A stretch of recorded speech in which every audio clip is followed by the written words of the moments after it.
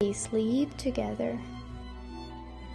Many girls died of typhus at the school, and the outbreak put the school in the public eye. So people who had both money and compassion built a new school building in a better place and passed new regulation to make the school more humane.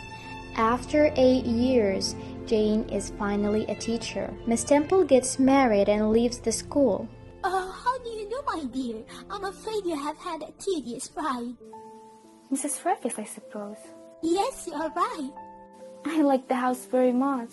Yes, it is a pretty place, but I fear it will be getting out of order unless Mr. Rochester comes. Mr. Rochester? Who is he? The owner of Top Hill. Shall I have the pleasure of seeing Miss Fairfax tonight? She isn't my daughter, sweetie, but Mr. Rochester won't. Sophie a pleuré car personne ne nous comprend. Attends, s'il te plaît. Personne ne peut nous parler.